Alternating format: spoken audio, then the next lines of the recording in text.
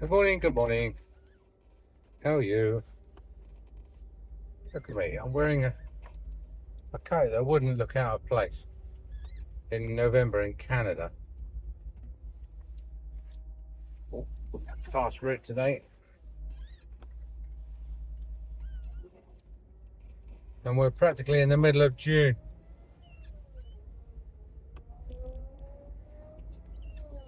Low white cloud, good for photography. So, no, in my last video I said that we're talking about bureaucracy and conundrums. Let's get past this van. And the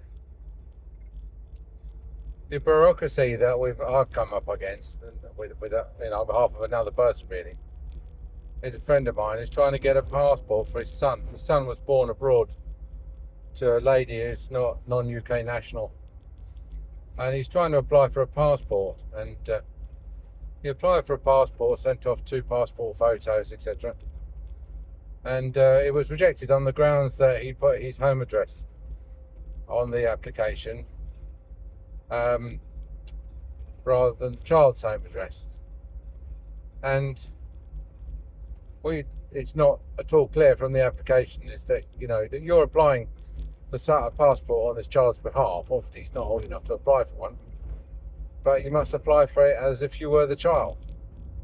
So it's not at all clear which bits you have to fill in as yourself and which bits you have to fill in as the child. So after about 3 or 4 weeks, they sort of rang him up and said, we're going to send the application back. You need to use a different form, and need to use and the only thing that's different is the address. Just put the child's address. And this is so that they can make inquiries in that country that the child exists and that it lives at the address that you've given, etc. And check that it's a descendant of a British citizen, etc., etc.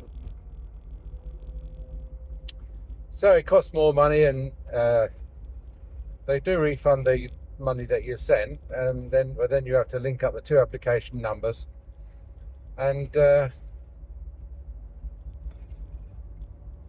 you start again.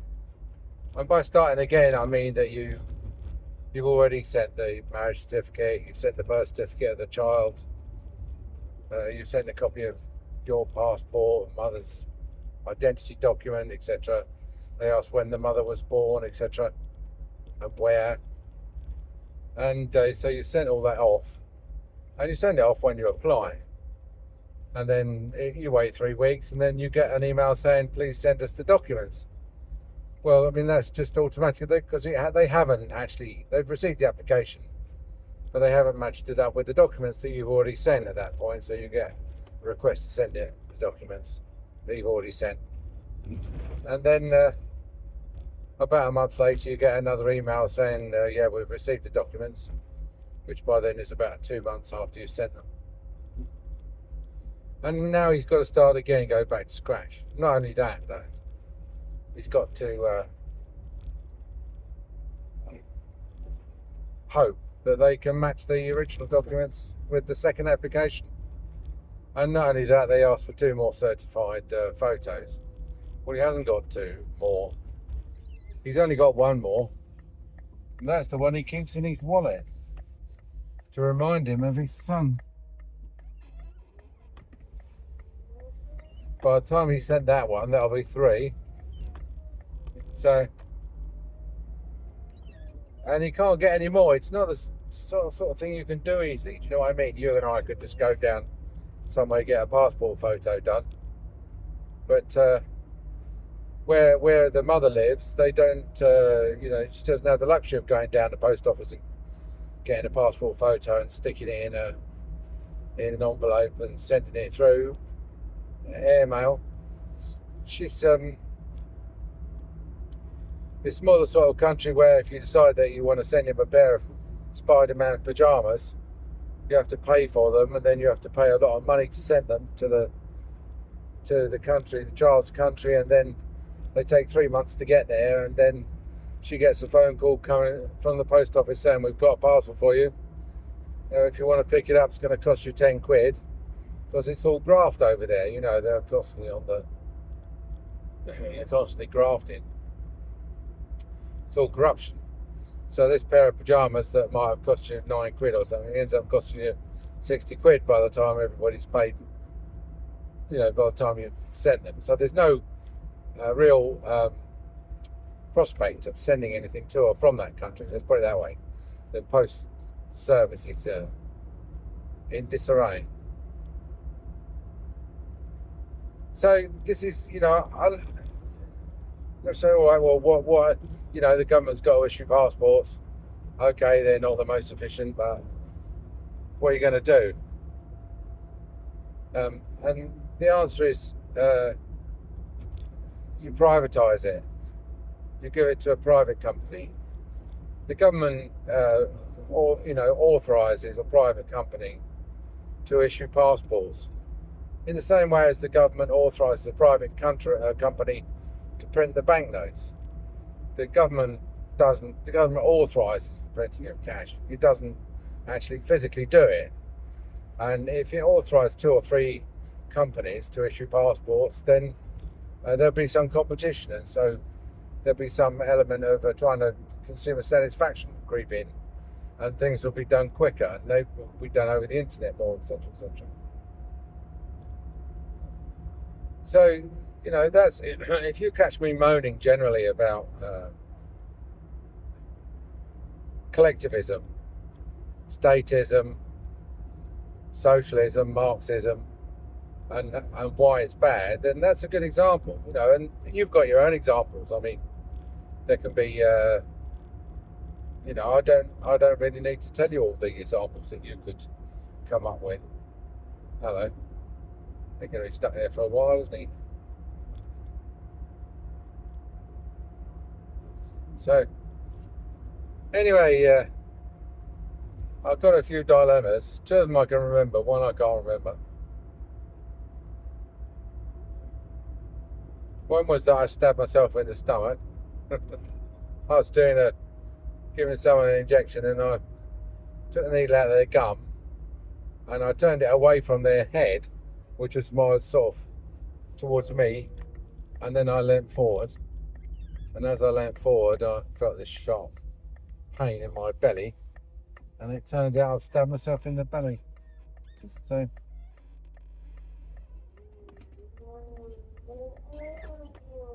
what I did was I expressed some blood and then mopped it down with a Clenel wipe, an antiseptic wipe. Now, there's 2 schools of thought here. One school of thought is that you should bomb straight up A&E and start getting rabies injections and stuff. And the other school of thought is that the risk is so low that it's not worth panicking about. And that's what I'm falling into the second category.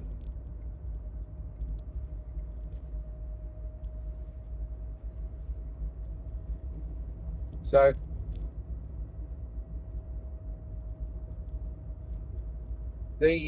it's important to ask the patient if they've got any infectious diseases, though.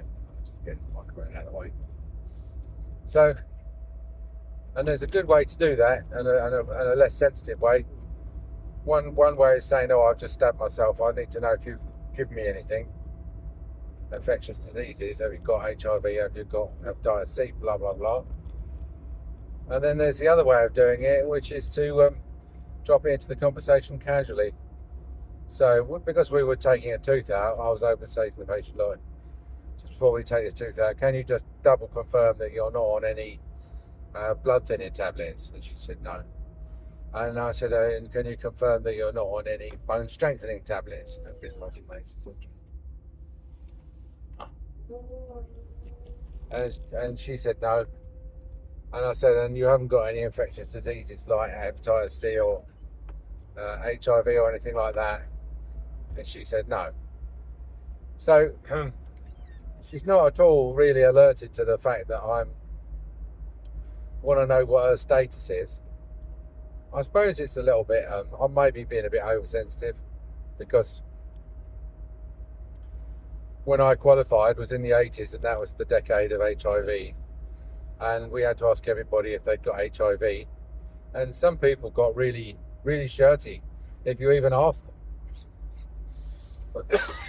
Excuse me. Reason being that it was very, there was a stigma attached to it, and it was basically, this is before we realised it was passed by blood transfusions and stuff, and it was thought to be a disease of injecting drug users and very active homosexuals. And I'll never forget this bloke saying to me, "What do you think I am? What are you saying?" It was quite scary. I'm like, "Oh, it's just a question. I have to ask everybody, So, but anyway, if you want to ask that sort of question, that's a very good way, because it doesn't arouse any suspicion that you're inquiring into something. Just chuck it in with a bag of other questions that are relevant to the situation. And the other conundrum we had was one of our patients who parked in the car park, and when she opened her door, as she was leaving, she took a massive great ding out of the paint on another car. And the nurse saw her do this out of the window. She came to me and she said, "Oh, Mrs. So-and-so just got in her car and dented the car next door, So I said to her, "Would you stand up in a court of law and swear that you saw that happen?" And she said, "Yes." So then we've got this duties there. It's always bloody duties. Duties to do this, duties to do that. I felt that,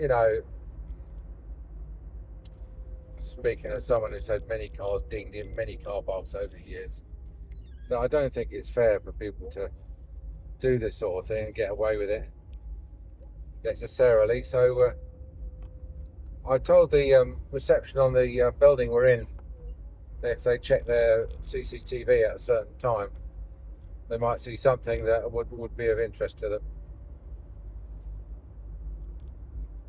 And I told them that we knew this because we'd witnessed it. And but I told them that we did know the identity of the person, but we couldn't reveal it because of patient confidentiality. But if they've got it on video, then obviously the person who's the injured party can use that video and the video of the number plates, can't they, to make a claim against the insurers. So that was tricky because obviously, as I say, wanted to do the right thing. But then the right thing didn't involve revealing our patient's name and address. And she doesn't even need to know, really. I mean, if she comes in and says something like, "Oh, well, I can't believe it, I nicked someone's paint, someone dobbed me in," I should just say, "Well, there's CCTV cameras all over this place. You can't get away with anything." So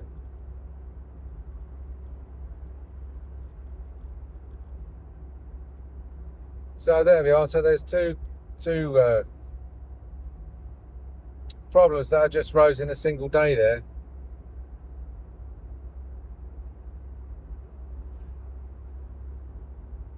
You can, by all means, tell me what you think.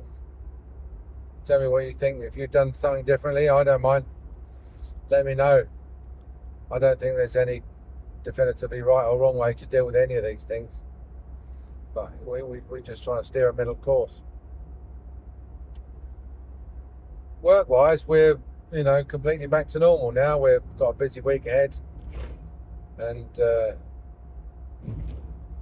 the doldrums that we experienced in March and April are completely behind us now, to a certain extent in May.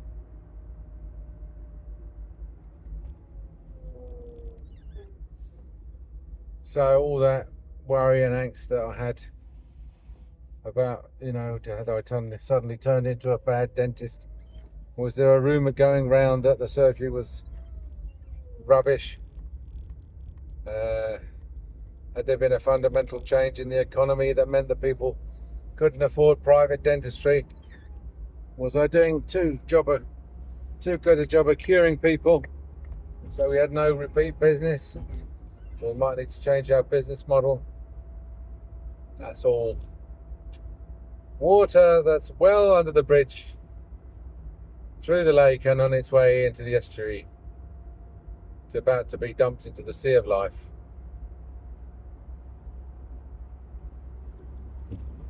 Everything comes good in the end. If you're providing a good service, by which I mean the answering the phone quickly as well as doing good quality dentistry, being honest with people, not being greedy about what you charge. There's a business there, a nice business.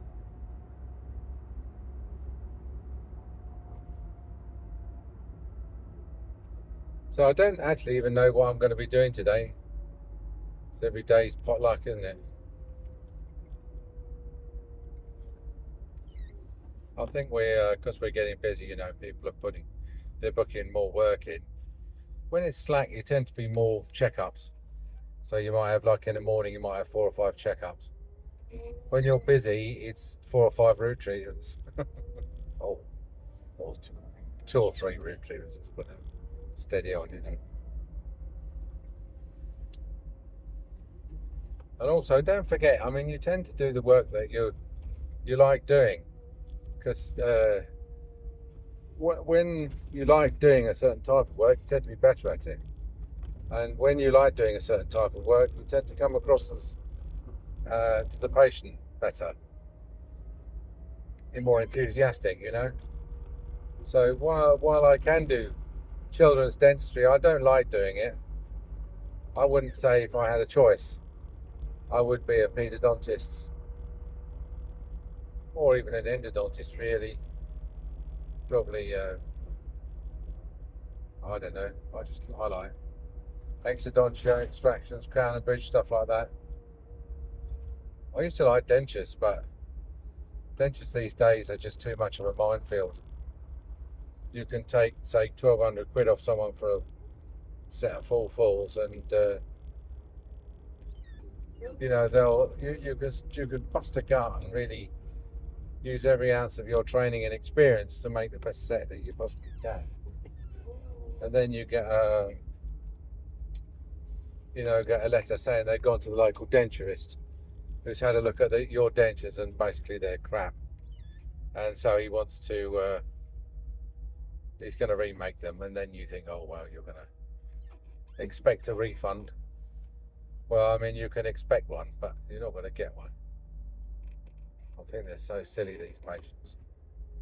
It's a bit like Amazon. I got a RJ45 wiring kit through today from this Chinese company. And basically, they say, look, before you contact Amazon, contact us. Give us a chance to put things right. And in future, if you have any problems at all, just let us know. Get in touch. And it's in a separate card, which I think is a good idea. It does. From their point of view, it works well because they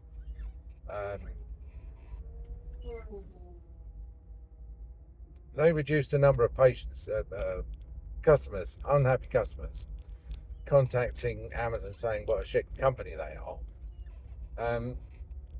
And it gives them some valuable feedback and a chance to sort of divert a complaint. So I think it's right that in the first instance you should make a complaint to the dentist. So when we get these letters from the dentist saying that we've got and the prescription is something like unsatisfactory dentures, needs new dentures, that's about as far as it gets. Or they write and say that this patient has requested new dentures from us.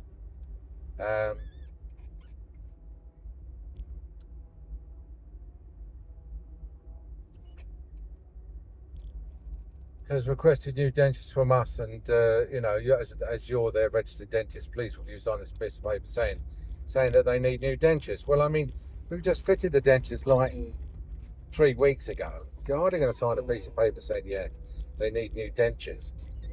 So we don't do that. I always write back and say, look, you may or you may not know. Of course they do know. You may or you may not know that this patient has just had dentures made by us, and that which includes free remedial work. So if they're in any way unsatisfied with it, please, let them know that they're entitled to have whatever they want doing to their dentures, whatever they don't like about them, remediated free of charge as part of the service. And then you don't hear anything else then, because that's the last thing the dentist wants to communicate to the patient, is that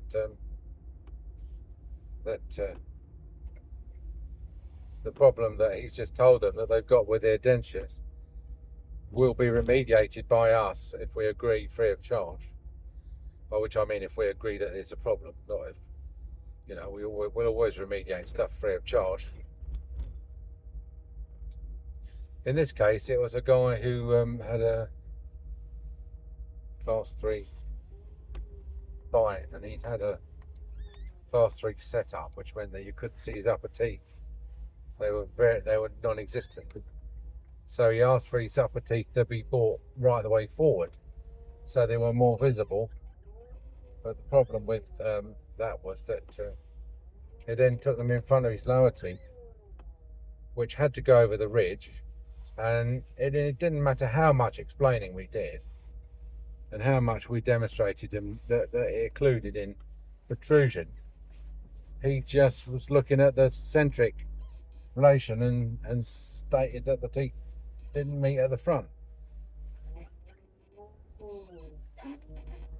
So, I don't know where that one's going. Hopefully nowhere. I mean, and if it does, I'm going to have to think about just giving up making full dentures, They really are more trouble than they're worth at the moment. So, anyway, all right, time to go to work. I'll talk to you soon. Bye.